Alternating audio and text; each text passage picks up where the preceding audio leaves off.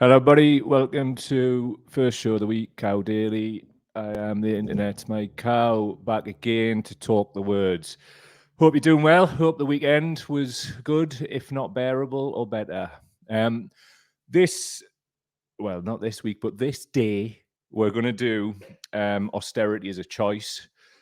We're seeing a lot of the narrative developing, like around austerity, and for those of us who remember austerity 1.0. For a lot of us, it never ended, the effects of it, but we'll explore that later. We're seeing from both main parties either a commitment to austerity, like in the Tories, or a tacit commitment to it. And what I mean by tacit is an unspoken commitment to it, or sometimes even a spoken. We'll explore all this as we go on. But before we do, in the time-honoured tradition, if you could let me know that you're about in the comments, that would be absolutely top. Also, patreon.com/cowdaily. That's patreon.com/cowdaily if you want to support the advancement of this work and you want it to continue. There's some podcasts there only available to patrons. The latest one with Just Stop Oil be coming out later in the week. And also access to the private chat forum, so get amongst it. Also, if you want to leave a one-off donation to support our work, PayPal link in the description. That'd be really appreciated. Right, onwards. Got a few clips in that for you today and bits of material.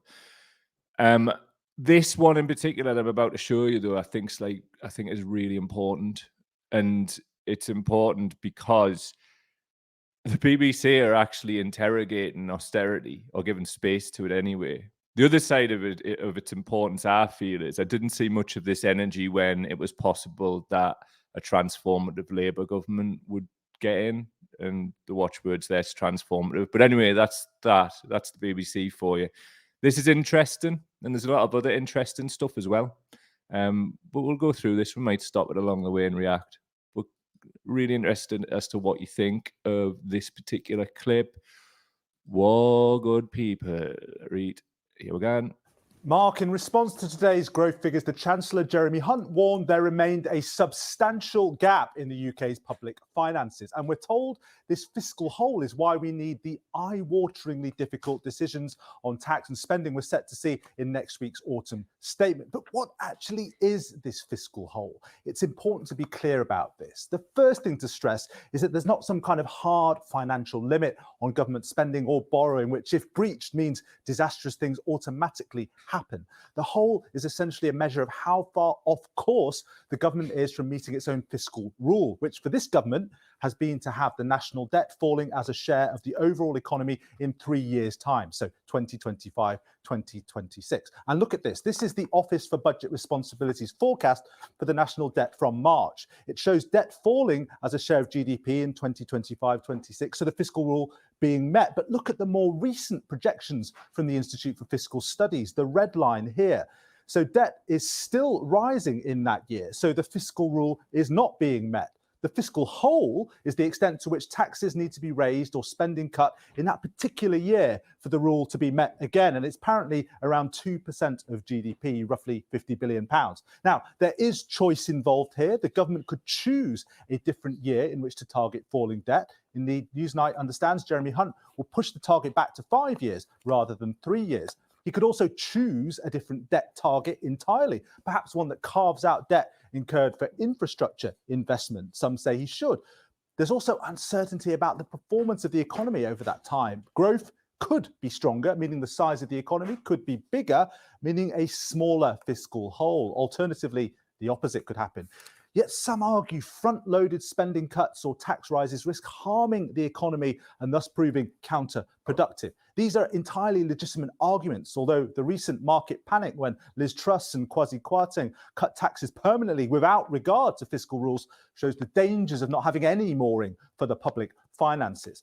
Let's also lift our eyes to the picture in other comparable countries with Newsnight's global tracker.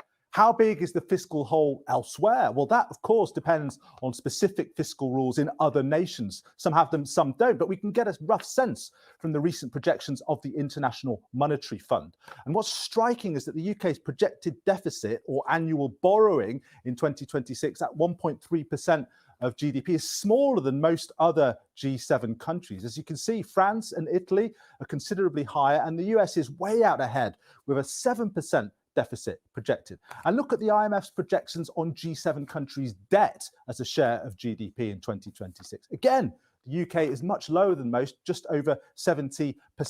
Here it's Japan, which towers over the rest at 262%. Now, the US may be a special case because of its dominant role in the global financial system, but Italy and France, if the UK has a fiscal hole that urgently needs to be filled, surely the same is true of them.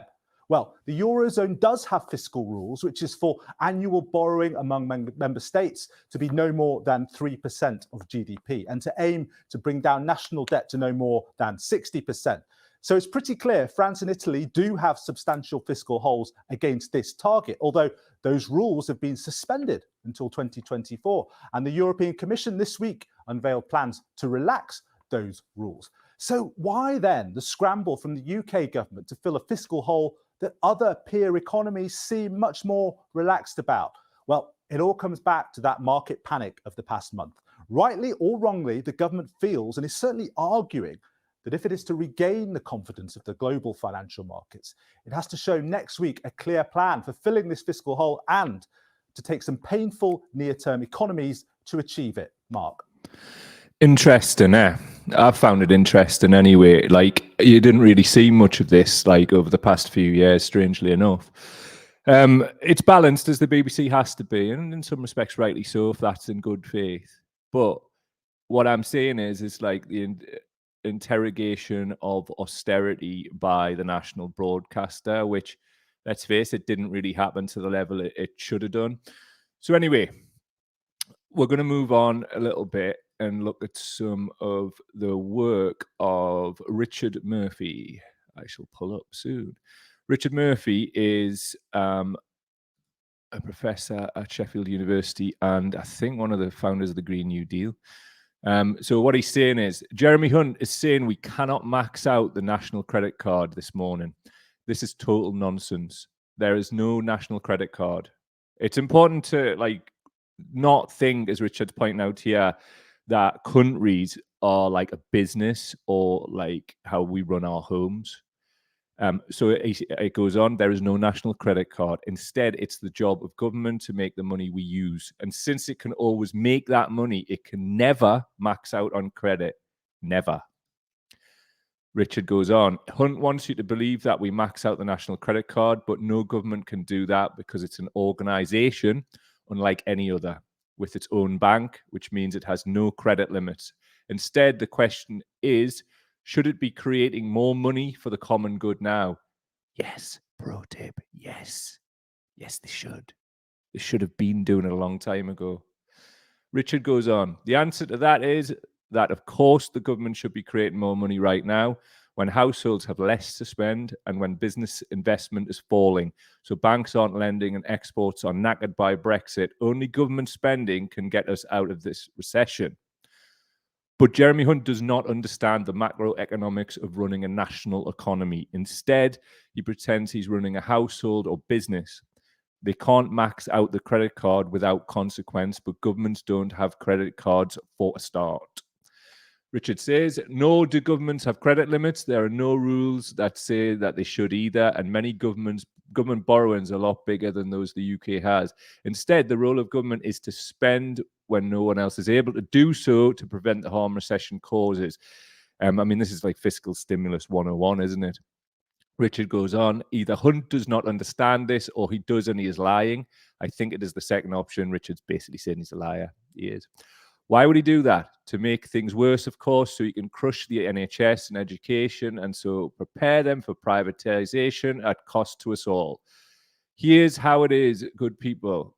Obviously, if you've been watching or listening to the shows we've been putting together on a daily basis where we're trying to break aspects of this down, we're doing this daily because it's so wide-ranging. We're finding like weekly, we can't cover it and we can't stay abreast of what's happening because I've thrown so many dead cats on the table to distract us. The fact remains that austerity is a choice. It's clearly, evidentially, and economically a choice. So who's choosing it? Well, it's not just the Tories. Labour's doing that whole non-committal thing that they do by like not really saying much but saying a lot. Here's Shadow Chancellor Rachel Reeves on Laura Kunsberg yesterday morning. But do you accept, Rachel Reeves, that if you became Chancellor tomorrow, or if you're lucky enough to win the next election, do you accept as Chancellor you also would have to rein in public spending and put taxes up?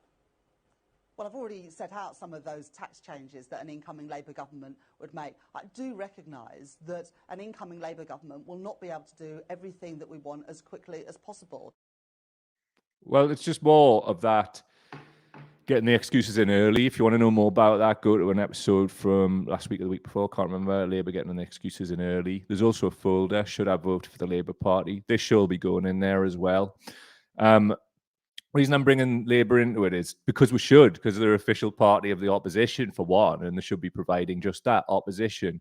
But when you look back at Ed Miliband's leadership, 2015, he didn't oppose austerity either. Like, they went along with that at the time in some kind of like, let's just try and sneak in and get elected, and they didn't do what they were supposed to do. Fast forward to 2017, a party stood on an anti-austerity agenda ran by Jeremy Corbyn, Labour, same party, kind of felt very different, a lot of us though, and was 2,773 votes spread over 6 constituencies away from getting elected, and Jeremy Corbyn being in a position where he could become Prime Minister and form a government in coalition. Those are just evidential facts. As much as the repeaters and the detractors try and say otherwise, that's just a fact. Go and look at the Independent article and other analysis that's been done since. Help yourselves. Do whatever you want to do. What else about Rachel Reeves? Well, we need to know who we're dealing with and what they've been saying. So we'll go back to that time. Here she is in 2015. Anger after Reeves tells benefit claimants, Labour is not for you. What else we got on her? From the Independent, 17th of March 2015. Rachel Reeves says Labour does not want to represent people out of work. Labour are a party of working people, formed for and by working people. So before we say more from that, right, how does that work? Because if you lose your job today, right, Labour's not the party for you. But if you had a job yesterday, it's the party for you. This is clearly playing to that kind of, I'll work, I'll do, me, like people who define themselves by like going to work every day. And people within Labour and the Tories play up to this hard-working British person. Yeah, man, I'm working class. Most people sit around with a finger up the arse. And if we're looking at a lot of office jobs, most of them are bullshit and they mean nothing. Like, a lot of these jobs don't, like, what we really need is a reevaluation of jobs and what the jobs are. Because from what I can tell, we're at this point in history now, particularly with austerity having exacerbated it, that a lot of the jobs, as revealed by the pandemic, who people are going around saying are all important, are not important at all. The people who are important are key workers. And that's what this austerity agenda affects. Look at Ed Miliband. He was asked whether he supports the nurses' strike. And it's this consistent line from Labour: I always support the right to strike and better employment rights, but we don't support this particular strike. It's the wrong time. Yeah, man, they've been saying this, the same people, since 2050, or like since 2010. Like, that seems to be like what Labour are about. I mean, they've been saying it since the Blair era, actually. So go back as far as you want. The 60s. The Labour Party, like, we can talk about the NHS and all that, great things that came in, but a lot of that was down to people like my granddad and his generation, like forcing that to happen. The Labour Party, I would suggest, have never fully been the party of the people. And I would suggest that based on actual evidence rather than some "this is my opinion" bullshit. But anyway, back to Reeves. What else has she been doing? Another one from that time: Labour will be tougher than Tories on benefits, promises new welfare chief. Rachel Reeves vows to cut welfare bill and force long-term jobless to take up work offers or lose state support. So, riddle me this, right? Labour get in, they squeak in, and they might just do that. We don't know yet. I mean, they might just not as well, which will be funny, but, you know, we'll take Pyrrhic victories and laughter whenever we can. They are not going to do anything for anybody other than attack them if you end up on the dole. During austerity, it's much more likely that people will end up on the dole. So these people who are supposed to, or at least have marketed themselves over the years as the party of the people and whatever, are absolutely not that. They're the party of their donors. And if you want to know about the NHS specifically, as Richard Murphy, Professor of Economics, just pointed out, this is a prelude to privatization. Wes Streeton, the Shadow Health Secretary, funded by private healthcare. Starmer, funded by private healthcare. Look it up or go to our Should You Vote Labour file, playlist, Labour files. That's stuck in your brain. Go and watch that as well on Al Jazeera English on YouTube. Still there. Please do. Go to our playlist on our YouTube channel, Should I Vote Labour? All of the stuff's in there. Make a decision. If you still want to after that, then, you know, you don't like evidence or something. I'm really not sure what it is. Jeremy, start a new party, for fuck's sake, my money. Right. What else is here? Check this out, man. This is from Jim Pickard on Twitter. Would a Labour government succumb to union pressure to give public sector workers inflation matching pay rises of 10%? Brutally no.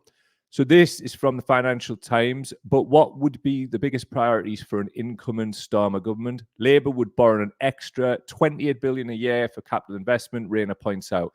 Elsewhere, there will be fiscal restraint. Would a Labour government succumb to union pressure to give public sector workers inflation matching pay rises of 10%?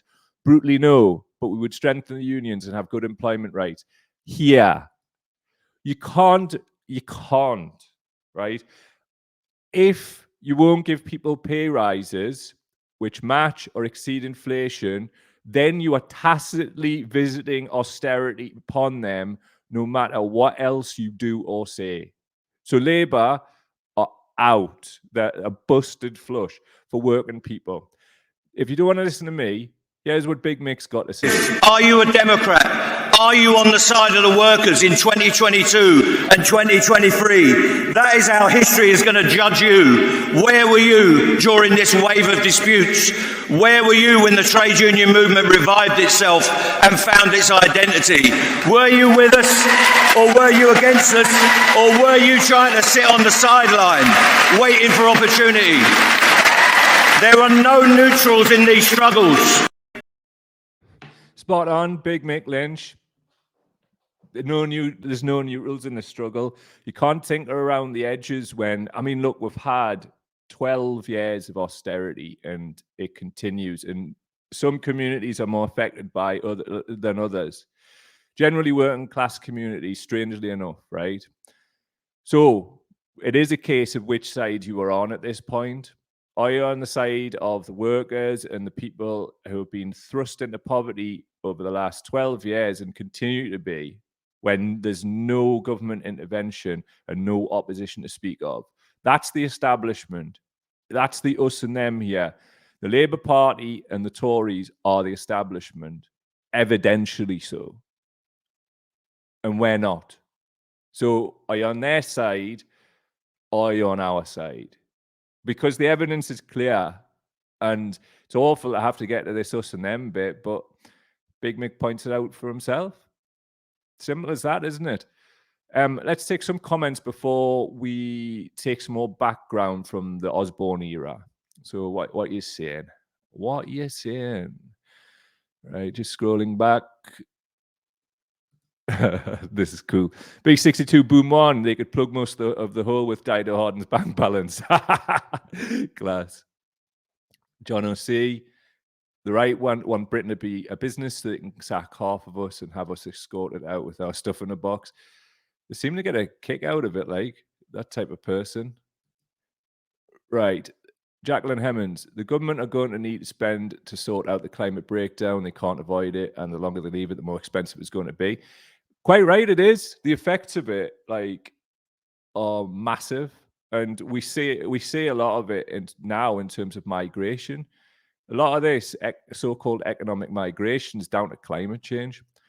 Walls and fences, though, appear to be Labour and the Tories' response to this, when it should be open arms and a recognition that we're citizens of the globe and brothers and sisters are starving because crops are failing and they're trying to have a better life. And anybody watching or listening to this, anybody would do the same.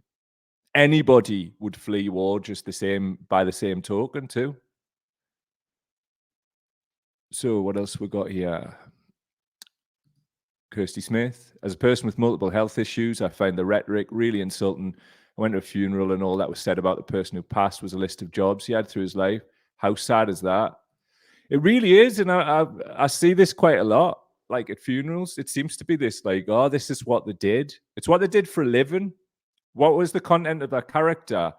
And how nice were they as a person? And what good did they do with other people, isn't it? It's like, why are we allowing ourselves to be defined by our jobs? Like, that's us doing it and us buying into that and us feeding into this system too. A lot of the jobs that we do are fucking bullshit. Like, I've done them myself. They're shite. They make no difference really to the running of the society. And as I said, during the pandemic, it exposed how much of a platform of shite our whole society is built on and the way people talk about it. It seems to be some kind of place for people who are addicted to middle management to kind of like brush up their egos or something. I mean, look at this rush to get people to come back into the office from work from home when it's actually better for the business, proven if people have options. That isn't about like the staff. That's about management. Because guess what? There's nothing other than like one-to-ones or whatever that you're needed for. Most days anyway. And I should know. I was middle management for a long time. Bullshit. Total shite. So anyway, Bob Grady, we need a proper work-life balance, and part of that is basic income payments. Wow. Bob Grady on point once again. Absolutely spot on. One more. Come here. StreamYard playing a mad thing again. Here we go. Jacqueline Hemmons. Universal credit claimant are expected to spend a certain amount of hours a week looking and training for work, so they'll still be giving up a large proportion of their time in exchange for very little reward. Indeed. Right. Bit of background, because it's virtually impossible to like keep up with a lot of this stuff, and also understand what was being said, which is very similar to what's being said now. This was 9 years ago, and this was George Osborne. Very interesting, your thoughts in the comments. Chancellor managed to smile as he left the Treasury this morning, but there wouldn't be much to joke about in the message he was about to deliver to the country. Are we facing more austerity, Prime Minister? The Prime Minister wasn't giving the game away, but the answer to the question is unfortunately yes. Austerity, that bleak scenario, with us not just until 2015, but for another 3 years on top of that. The Chancellor had the unenviable task of trying to give that a positive sheen.